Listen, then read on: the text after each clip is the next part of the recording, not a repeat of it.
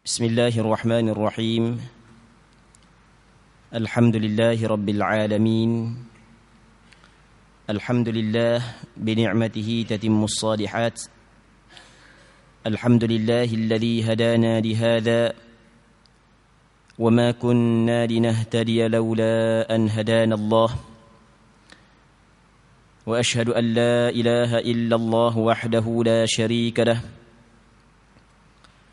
وأشهد أن سيدنا محمدًا عبده ورسوله. اللهم صل وسلم وبارك على سيدنا ومولانا محمد وعلى آله وصحبه أجمعين والحمد لله رب العالمين. اللهم لا سهل إلا ما جعلته سهلا وأنت تجعل الحزن إذا شئت سهلا. اللهم اجعلنا من السعداء المقبولين ولا تجعلنا من الأشقياء المردودين. اللهم صل وسلم وبارك على سيدنا ومولانا محمد وعلى آله وصحبه أجمعين والحمد لله رب العالمين.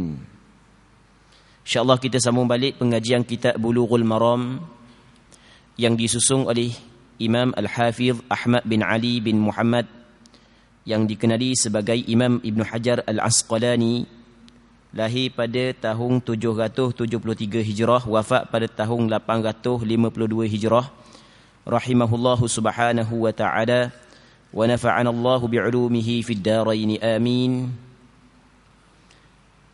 Yang mana sekarang ni kita berada di dalam bab Al-Aniyah, bab bekas-bekas, hadis yang ke-6.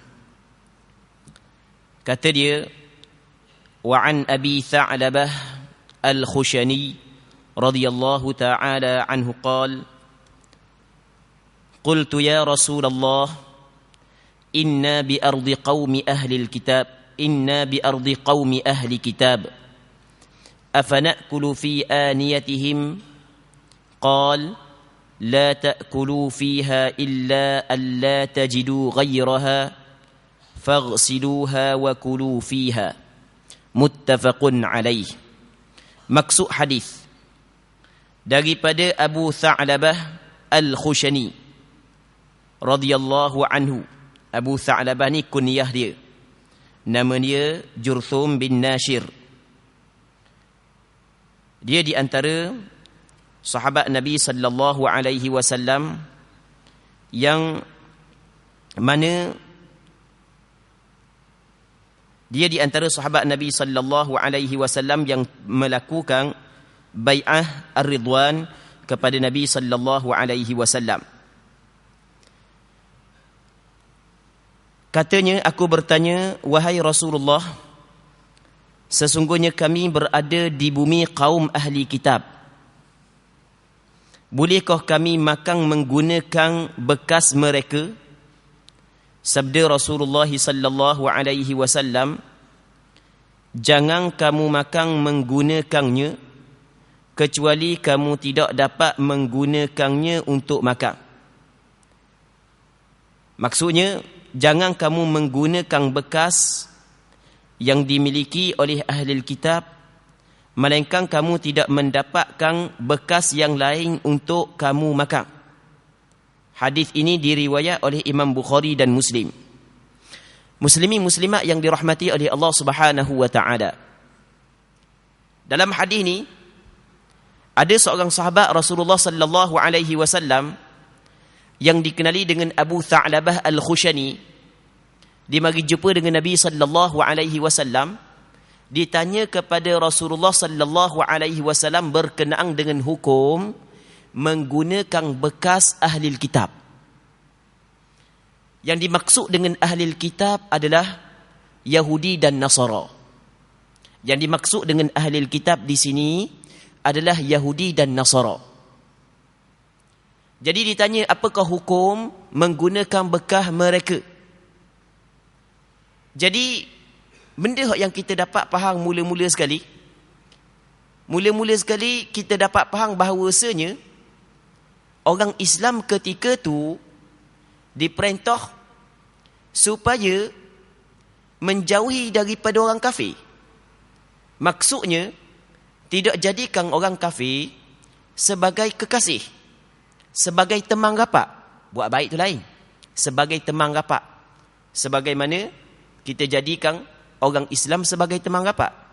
Apa yang dituntut oleh syarak kepada kita adalah asyidda'u 'alal kufar ruhama'u bainahum.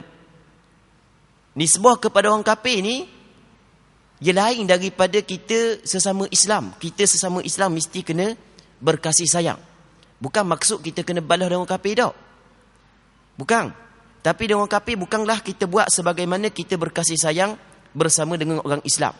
Sehingga bukan setakat dalam hal pergaulan, dalam hal yang berkait dengan bekah yang diguna pun oleh orang kafir pun, sahabat faham bahawasanya tidak boleh kita nak buat sebagai benda bekah yang diguna oleh orang Islam. Sehingga kan sahabat mari tanya kepada Nabi sallallahu alaihi wasallam. Kata Abi Tha'labah Al-Khushani, aku bertanya kepada Rasulullah, kami ni berada di bumi kaum ahli kitab. Maksudnya kami, jirang-jirang kami ni ramailah daripada Yahudi dan Nasara.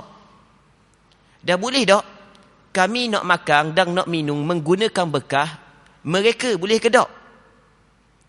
Baik, dalam riwayat Imam Abu Daud menyebut bahawasanya ahli kitab dia masak bekah dia masak puyuk dia, bekah dia masak babi. Lepas tu dia minum arak.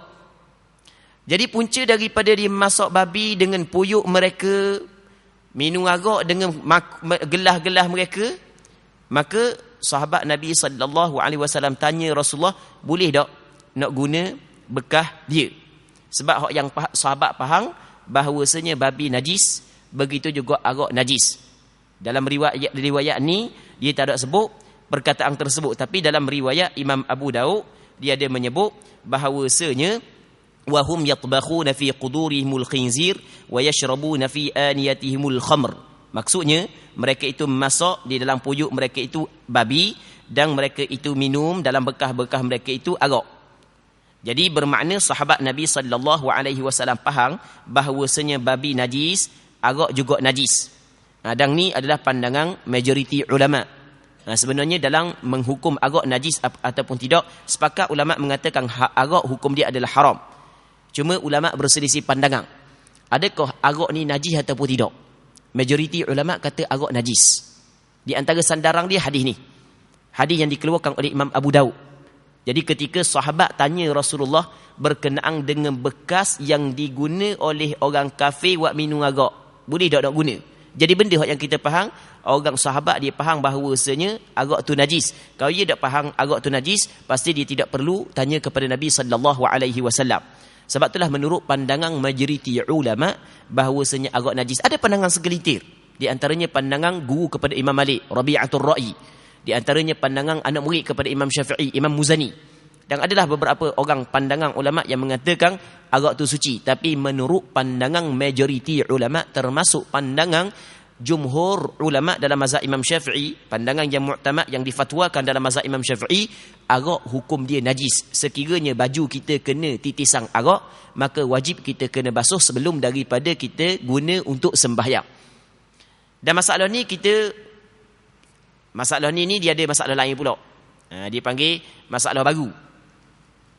Benda masalah kan ni kan minyak atah, ada minyak atah yang campur dengan alkohol. Ada minyak atah yang tidak campur dengan alkohol. Soalannya, apakah hukum kita guna minyak atah yang campur alkohol? Sekarang ni untuk kita tahu jawapannya, kita kena tahu alkohol tu lagu mana. Adakah fungsi dia macam arak memabukkan ataupun tidak? Kalau fungsi dia memabukkan macam arak, maka menurut pandangan majoriti ulama, hukum dia najis. Apabila hukum dia najis, tidak boleh kita guna untuk diguna di pakaian kita untuk kita melakukan ibadat. Namun ada pandangan segelintir ataupun sebahagian daripada ulama, dia kata tidak menjadi masalah guna. Pendek kata, minyak atah yang dicampuri alkohol masih lagi berlaku perselisihan. Cuma dalam bab ihtiyat yang lebih warak, lebih cermat adalah kita mengelak daripada mengguna minyak atah yang campur dengan alkohol. Kerana di sana ada hadis Nabi sallallahu alaihi wasallam yang diriwayat oleh cucu Rasulullah sallallahu alaihi wasallam, wasallam, Hasan bin Ali bin Abi Talib, kata Nabi sallallahu alaihi wasallam, da' ma yaribuka ila ma la yaribuk. Mu kena tinggal benda hak yang meragu kamu kepada benda hak yang tidak meragukan. Dalam satu hadis sahih yang lain, kata Nabi sallallahu alaihi wasallam, innal halala bayyinun wal harama bayyinun wa bainahuma umurun mushtabihat la ya'lamuhunna katsirun minan nas faman ittaqa syubhati faqad istabara'a lidinihi wa 'irdihi. Sesungguhnya perkara yang halal jelas, perkara yang haram jelas. Di antara halal dan haram dipanggil perkara yang mushtabihat, kesamarang hukum. Yang mana kebanyakan manusia tidak mengetahui hukum. Maka kata Rasulullah, faman ittaqa syubhati faqad istabara'a lidinihi wa 'irdihi. Sesiapa yang jaga daripada perkara syubhah, maka sesungguhnya dia telah menyelamatkan harga dirinya dan agamanya. Sebaik-baiknya kita elak, walaupun ada pandangan sebahagian daripada ulama muasarah mengatakan boleh kita guna, tapi sebaik-baiknya kita elak kerana menurut pandangan majoriti ulama bahawasanya arak najis. Kalau alkohol fungsi dia seperti arak memabukkan, maka hak yang dicampur dalam minyak atas sekiranya, maka dia mengambil hukum sama juga, maksudnya najis, tidak boleh kita guna. Walau bagaimanapun macam kita kebawah tadi, ada pandangan Rabi'atul Ra'i, pandangan Imam Muzani dan beberapa orang ulama mengatakan arak suci. Jadi walaupun benda alkohol yang dicampur dalam minyak atas, kalau sekiranya fungsi dia memabukkan, tetap mengikut pandangan ulama ni hukum dia suci, boleh kita guna. Namun oleh kerana ramai ulama yang mengatakan najis, maka sebaik-baiknya kita elok. Hak tu hak yang lebih bagus di dalam kita beragama. Baik. Dikatakan kata Rasulullah jadi apabila Abu Tha'labah Al-Khushani tanya Rasul boleh tak nak guna bekah orang kafir Yahudi dan Nasara, sedangkan dia mengguna bekah tersebut masak benda najis, letak benda najis, kata Nabi sallallahu alaihi wasallam, jangan kamu makan menggunakannya. Jangan. Rasulullah sallallahu alaihi wasallam larang. Kecuali kamu tidak dapat menggunakannya, kecuali kamu tidak mendapat selain daripadanya. Kalau sekiranya mu tak dapat selain daripadanya, baru boleh menggunakan dia. Tu pun kata Rasulullah, faghsiluha wa kulu fiha. Maka mu kena basuh, barulah boleh mu makan. Tapi Allah Rabbi, terjemahan ni daripada Jabatan Kemajuan Islam Malaysia dah, daripada JAKIM dah. Tapi masih lagi banyak kekurangan dalam terjemahan dia. Allah Rabbi, kalau hak yang sebenarnya dalam hadis Rasul katakan mu jangan makan di dalamnya illa alla tajidu ghairaha, melainkan sekiranya mu tidak dapat hak yang lain, bekah lain tak ada, bekah tu je ada. Tu pun kata Rasul, faghsiluha wa kulu fiha, mu kena basuh dulu baru boleh makan. Tapi dalam terjemahan tak ada perkataan basuh dulu makan. Jadi memang terjemahan lagu ni adalah terjemahan yang cukup cacat. Kerana basuh tu adalah perintah Nabi sallallahu alaihi wasallam. Allah Rabbi. Baik. Jadi Rasul kata, mu jangan makan. Rasul larang. Jangan guna bekah daripada orang kafir. Jangan guna. Melainkan kalau tak ada bekah lain. Tak ada bekah lain baru boleh guna. Tu pun sebelum guna kena basuh dulu. Rasulullah sallallahu alaihi wasallam. Jadi dalam hadis ni Rasul meletakkan dua syarat seorang tu boleh guna bekah orang kafir. Yang pertama, tak ada bekah lain. Yang keduanya adalah selepas daripada basuh. Okey, satu. Hadis ni, nanti kita lepas daripada ni, hadis yang ketujuh kita akan baca satu hadis yang mana Nabi sallallahu alaihi wasallam dan para sahabat dia pernah berwudu daripada bekas yang dimiliki oleh seorang perempuan musyrikah. Rasulullah sallallahu alaihi wasallam pernah berwudu daripada satu bekah yang dimiliki oleh perempuan musyrik. Satu. Yang keduanya, di sana dalam Al-Quranul Karim ada ayat yang Allah Ta'ala kabur lagu mana? Wa ta'amul ladhina utul kitaba hillul lakum. Makanan orang yang diberikan mereka itu kitab, yakni Yahudi dan Nasara, halal bagi kamu. Dia makanan orang Yahudi, makanan orang Kristian, kalau dia buat halal bagi kita. Orang puang dia kalau dia buat makanan, mesti dia akan guna bekah. Tak kena buat atas-atas, dia akan guna bekah. Bukan setakat diguna bekah, dia masuk pula tangan dia, gau-gau makanan, kan gitu kan? Tapi Allah Ta'ala kabur dalam Quran makanan ahli kitab halal bagi kita. Jadi nampak pada zahirnya ada percanggahan di antara hadis ni dengan dalil yang lain. Dalil yang lain menunjuk bahawasanya bekah orang kafir suci. Rasulullah sallallahu alaihi wasallam pernah berwudu daripada bekas yang dimiliki oleh musyrikin, perempuan yang kafir. Dan begitu juga banyak di dalam peperangan yang mana di antara harta rampasan perang adalah bekah yang dimiliki oleh orang kafir. Dan sahabat Nabi SAW mengambil bekah tersebut tanpa ada pengengkaran daripada Nabi SAW. Begitu juga dalam Al-Quranul Karim. Allah Subhanahu wa taala menyebut bahawasanya makanan ahli kitab adalah halal bagi kita. Tengok kepada ayat Quran, tengok kepada hadis lain, bekah yang dimiliki oleh orang kafir hukum dia suci. Tapi tengok zahir hadis ni, bekah dia hukum dia najis. Lalu tu kata ulama, lagu mana cara untuk kita gabungkan dalil-dalil tersebut? Okey, kata ulama untuk kita gabungkan dalil-dalil tersebut lagu ni. Okey, ni menurut pandangan mazhab Imam Syafi'i. Sekiranya kita meyakini bekah orang kafir saat itu digunakan untuk letak najis ataupun digunakan masuk benda najis, babi, arak dan seumpamanya, maka sebelum daripada kita guna, kata ulama, kita kena basuh. Kalau ada, walaupun kita basuh tapi ada bekah yang lain, tetap hukum dia makruh. Terangkat makruh kita guna bekah tersebut selepas daripada basuh dan ketika tak ada bekah lain. Kita kalau kita faham molek, bekah najis lagu mana pun kalau kita basuh boleh kita guna. Bekah najis lagu mana pun kalau kita basuh boleh kita guna. Tapi Rasulullah sallallahu alaihi wasallam khabar dalam hadis ni, mung tidak boleh guna bekah tersebut melainkan kalau tak ada bekah lain dan selepas daripada basuh. Bukanlah maksud kalau ada bekah lain selepas daripada basuh tak boleh guna, bukan. Cuma kata ulama, kalau kita ada bekah lain tapi kita basuh bekah dia, kata ulama hak yang paling baik kita guna bekah lain berbanding dengan bekah dia. Kerana benda, walaupun kita basuh dah, kerana bekah hak yang diguna letak benda najis ni dianggap istiqdar, dianggap kotor. Jadi apabila bekah tu dianggap kotor, maka kita guna bekah hak yang tidak dianggap kotor. Kotor kan? Allahu Rabbi, buat masuk babi, basuh-basuh kita guna pula Allah kotor. Ada bekah lain, guna bekah lain. Tak ada bekah lain, baru boleh guna bekah tersebut. Tapi nak guna bekah tersebut mesti selepas daripada basuh. Okey, yang pertama sekali kata ulama, sekiranya kita meyakini bekah orang kafir saat itu najis, sebelum daripada kita guna mesti kita kena basuh dulu. Tapi selama mana ada bekah lain, sebaik-baiknya kita bakar bekah hak lain. Itu hak sebaik-baik. Okey, itu yang pertama. Yang kedua, kalau sekiranya kita yakin bekah dia suci, maka tidak menjadi masalah, hukum dia adalah harus kita guna. Dan perkara tersebut, hukum ni disebut secara terang-terang oleh Imam Nawawi dalam kitab Majmu'.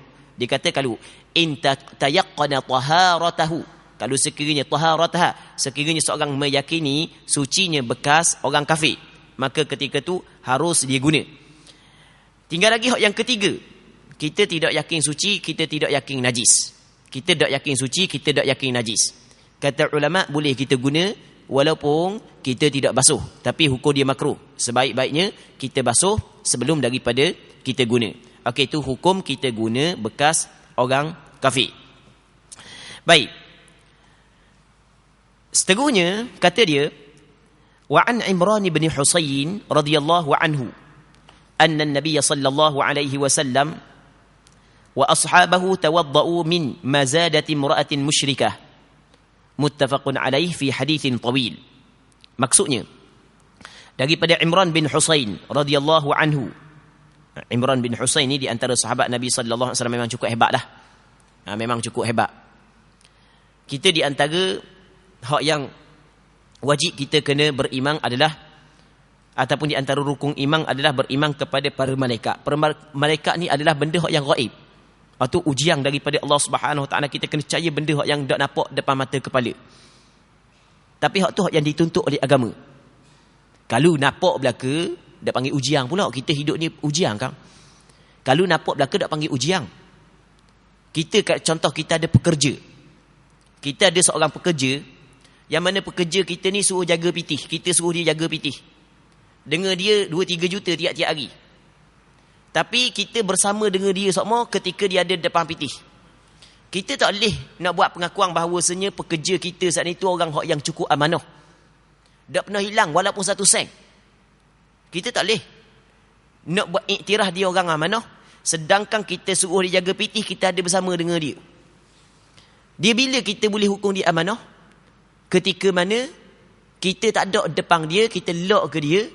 Kalau misalnya 1 sen pun dah hilang, baru betul amanah. Kalau kita ada depan dia, memang tak ada orang nak faham piti, tuang ada depan. Okey, sama juga hidup kita di atas dunia ni adalah ujian. Kalau nampak belaka benda hak yang Allah Taala kabur, pahala dosa dapat belaka, Allah Rabbi tak ada buat dosa lah, pakai buat pahala belaka. Kalau nampak belaka orang semayang jemaah boleh 27 darjat, Allah Rabbi pernah masjid yang tiap-tiap kali balik semayang tu bawa trailer, dah penuh pahala buat balik rasanya jeng habis jalan, setiap kali semayang jeng jalan. Tapi tak nampak. Hak tak nampak itulah hak yang dituntut kepada kita supaya kita beriman. Itu adalah ujian kepada kita. Di antara hak yang wajib kita kena beriman adalah kita kena beriman kepada para malaikat. Imran bin Husain, seorang sahabat Rasulullah, di antara kelebihan yang Allah Ta'ala bagi kepada dia adalah seorang yang malaikat sentiasa mari ziarah dia. Dan malaikat pernah bersalang dengan dia. Allah Rabbi. Oh, hebat. Hebat. Bukan setakat malaikat mari ziarah, bukan malaikat salang dengan dia. Sebab benda dia boleh sampai kepada tahap tersebut? Kerana dia beramal dengan hadis Nabi sallallahu alaihi wasallam yang dikeluarkan oleh Imam Tirmizi. Lagu mana? Satu ketika kata Abu Hurairah, kami kata kepada Rasulullah, ya Rasulullah, ma baluna idza kunna indak? Wahai Rasulullah, warna kami ni, kami kalau bersama dengan kamu, raqat qulubuna, Allah Rabbi, lembut hati kami. Takut kepada Allah Subhanahu wa taala, lembut hati. Teringat kepada akhirat. Wa zahidna fid dunya, hati kami tidak akan bergantung dengan dunia. Wa kunna min ahli al-akhirah, kami termasuk dalam golongan ahli akhirat, bukan ahli dunia kalau kami bersama dengan Rasulullah. Tapi katanya fa idza kharajna min indika, tapi kalau kami keluar daripada mu wa Rasulullah, kami keluar daripada majlis mu, fa anasna ahalina, kami bergaul dengan keluarga kami, wa shamamna auladana, kami duk cium anak-anak kami, duk cara dunia. Akhirnya kami berubah, hati kami berubah. Siapa ke kami sendiri? Fa ankarna anfusana, kami sendiri pun Allah Rabbi angkat diri kami. Bapa jadi gini? Okey, benda hak yang Rasulullah sallallahu alaihi wasallam khabar. Kata Nabi sallallahu alaihi wasallam, faqala Rasulullah sallallahu alaihi wasallam, kata Rasulullah, idza kharajtum min indi, kata Rasulullah, law annakum, sekiranya kamu, takununa idza kharajtum min indi kuntum ala halikum dhalik lazaratkumul malaikatu fi buyutikum. Kalau sekiranya mu ketika mu keluar daripada aku dalam keadaan hati mu seperti mana mu bersama dengan aku, hati sentiasa lembut, hati tidak bergantung dengan dunia, ahli akhirat, kata Rasulullah, lazaratkumul malaikatu fi buyutikum, nescaya malaikat akan ziarah kamu di rumah-rumah kamu. Bukan setakat tu, ada riwayat yang kedua, wala safahatkumul malaikah bi akuffikum, malaikat akan bersalang dengan kamu tangan kamu sendiri ya. Malaikat salang. Dan benda itulah hak yang dialami oleh sahabat Rasulullah, nama Imran bin Husain. Imran bin Husain adalah seorang sahabat Rasulullah sallallahu alaihi wasallam yang sentiasa malaikat mari ziarah dia. Lepas tu malaikat pernah bersalang dengan dia.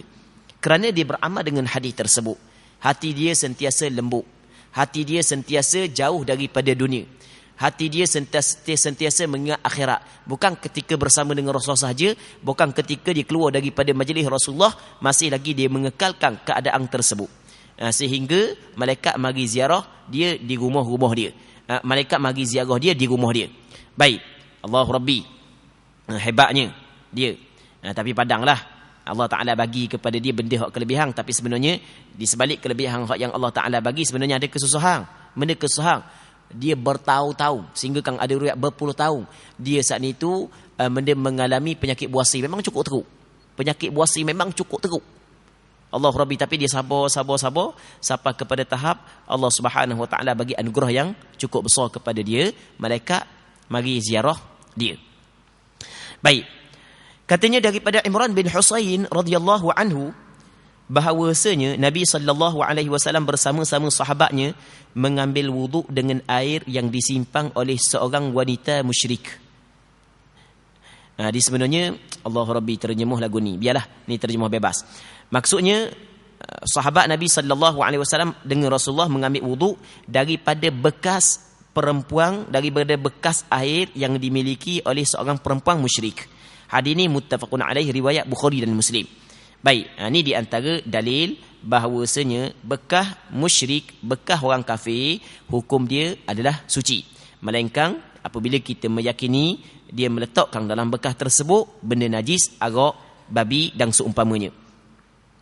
Seterusnya, wa an Anas bin Malik radhiyallahu ta'ala anhu anna qadahan Nabi sallallahu alaihi wasallam inkasar fattaqadha makana asy-syi'b silsilatan min fiddah. Akhrajahu al-Bukhari. Maksudnya, daripada Anas bin Malik, seorang sahabat Nabi sallallahu alaihi wasallam, dia kata lagu mana?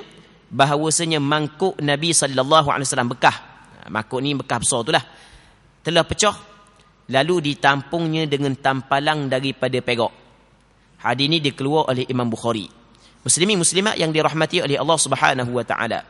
Minggu lepas kita telah bincang satu hadis yang diriwayat daripada Hudzaifah bin Al-Yaman yang dikeluarkan oleh Imam Bukhari dan Muslim, yang mana kata Nabi sallallahu alaihi wasallam, la tashrabu fi aniyati adh-dhahab wal fiddah wa la ta'kulu fi sihafiha.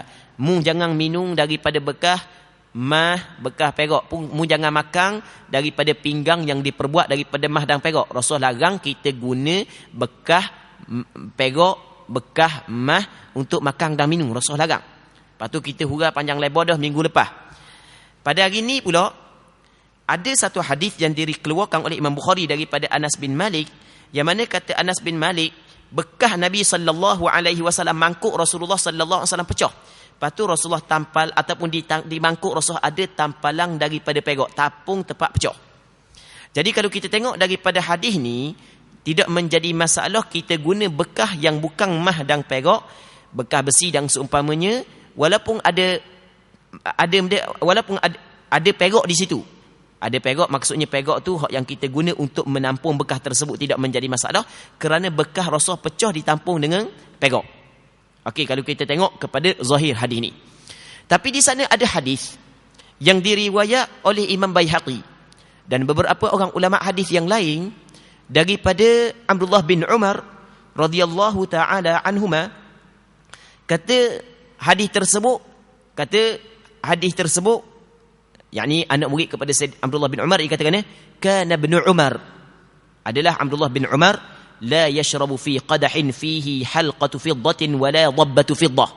Abdullah bin Umar dia tidak akan minum daripada bekas yang ada bulatan perak ataupun tampalang perak. Satu.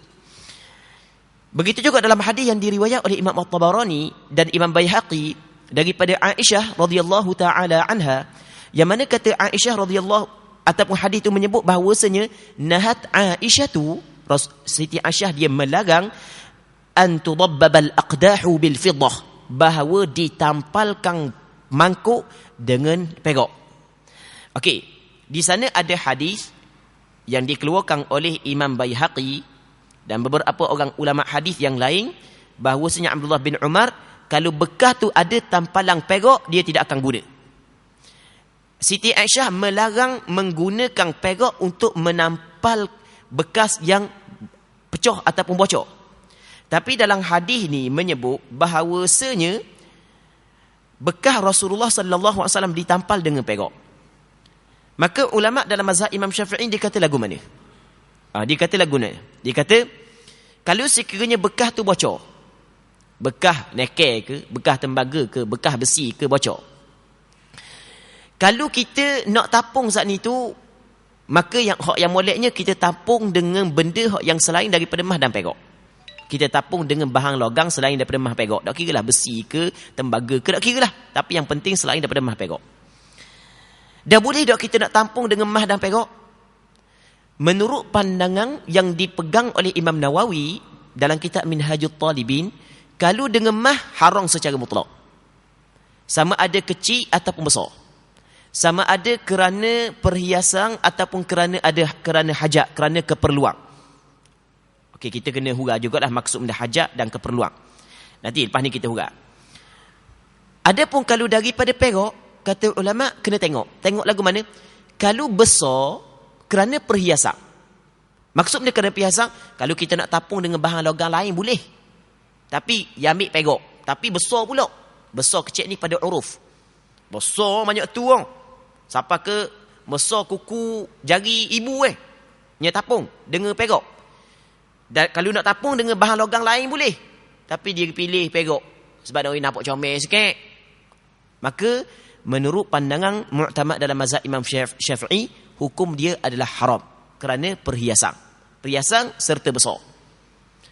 Adapun kalau sekiranya besar tapi diperlukan tapung dengan bahan logam lain tak jadi. Mesti dengan pegok juga. Okey. Menurut pandangan yang disebut dalam fiqh mazhab Imam Syafi'i, hukum dia adalah makruh, dia tidak haram. Okey. Dua. Yang ketiga, kalau sekiranya kecil aja tapi perhiasan, maka hukum dia makruh. Kalau sekiranya kecil kerana ada hajat diperlukan, maka hukum dia adalah harus. Jadi kesimpulan, tampal dengan pegok menurut pandangan mazhab Imam Syafi'i dia terbagi kepada 4. Kalau besar kerana perhiasan, maksud kerana perhiasan boleh kita tampal dengan benda yang lain. Tapi sengeleng kita ambil pegok nak nampak comel, maka hukum dia adalah haram kalau besar. Yang kedua, kalau besar bukan perhiasan kerana ada hajat, kerana diperlukan, kita nak pakai bahan logam lain tak jadi, tak lekat, kena pegok juga sebagai contoh, maka hukum dia adalah makruh. Sebab besar makruh kerana besar. Yang ketiganya, kecil tapi kerana perhiasan. Kecil aja pegok. Kita nak buat benda lain pun boleh, nak top benda lain boleh, nak tepek dengan benda lain boleh. Tapi sengeleng cari pegok nak nampak comel, maka hukum dia makruh. Tapi kalau kecil kerana hajat, maka hukum dia adalah harus. Okey, jadi bermakna kalau mengikut pandangan mazhab Imam Syafi'i, hadis ni hak yang bekas Rasulullah sallallahu alaihi wasallam ditampal dengan pegok mungkin adalah besar kerana hajat, dan mungkin kecil perhiasan, ataupun mungkin kecil kerana ada hajat, bukan besar kerana perhiasan.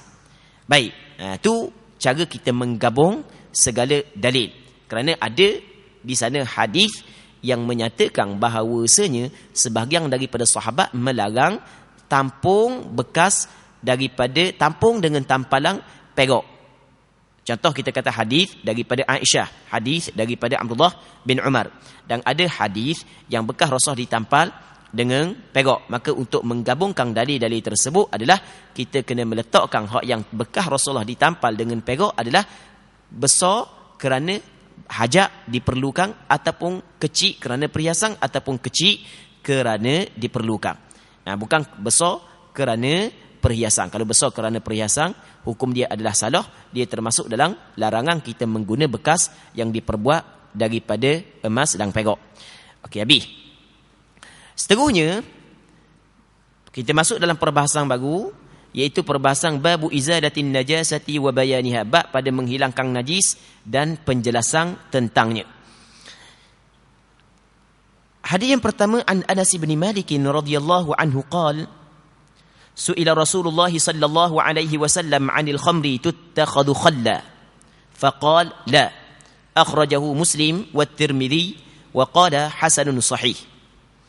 Wa anhu radhiyallahu ta'ala anhu qala لما كان يوم خيبر أمر رسول الله صلى الله عليه وسلم أبا طلحة فنادى إن الله ورسوله ينهيانكم عن لحوم الحمر الأهلية فإنها رجس متفق عليه.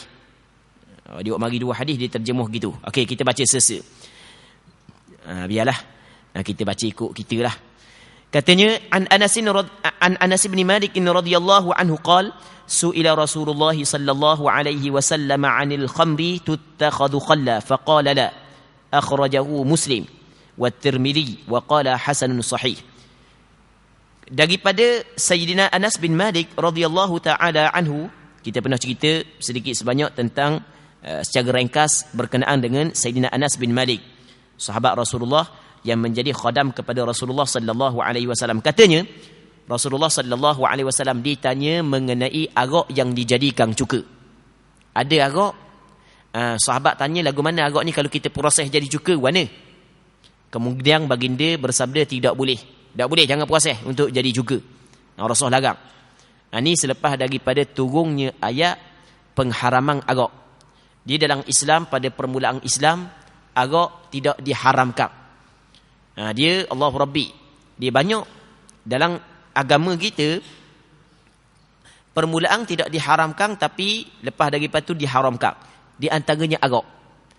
Yang mana hebat lagi, arak ni diharamkan secara tadriji, secara beransur-ansur, bukan sekaligus. Allah Rabbi dah orang Arab ketika tu pakat minum arak. Tiba-tiba kita nak cabut selalu daripada benda yang sentiasa dia buat ni, memang payah lah. Mula-mula arak diharam ketika nak semayang. Jadi nak semayang jangan minum arak. La taqrabus salata wa antum sukara. Mu jangan dekat dengan semayang dalam keadaan mu mabuk. Tak boleh minum arak ketika semayang je. Lain tak apa. Lepas tu barulah turun ayat innamal khamru wal maisir wal ansab wal azlam rijs min amali syaitan fajtanibuh. Allah Taala kata sesungguhnya arak, innamal khamru wal maisir, judi, wal ansab, tilik nasi, wal azlam, patung berhala, rijs, kotor, najis, min amali syaitan, daripada amalan syaitan, fajtanibuh, mu kena jauhi perkara tersebut. Jadi arak apabila Allah Taala mengharamkan secara keseluruhan, maka ketika tu ada sahabat tanya, dah kalau gini Rasul ni arak ni boleh tak kita proses jadi cuka? Kata Rasulullah, tak boleh. Tak boleh proses jadi cuka, kena cuah. Dan ada riwayat menyebut bahawasanya arak tersebut dimiliki oleh anak yatim. Di harta anak yatim tidak boleh kita buat ikut dang. Tidak boleh kita buat ikut dang. Sahabat minta daripada Rasulullah untuk proses buat cuka daripada arak tersebut. Rasulullah sallallahu alaihi wasallam tidak mengizinkan. Bukan Rasulullah sallallahu alaihi wasallam suruh cuah. Baik. Katanya, dan daripada mana? Ditanya Rasulullah mengenai arak yang dijadikan cuka. Kemudian baginda bersabda, tidak boleh. Tak boleh. Cuma apa yang disebut oleh para alim ulama, seorang tu boleh buat cuka melalui proses dia, melalui arak.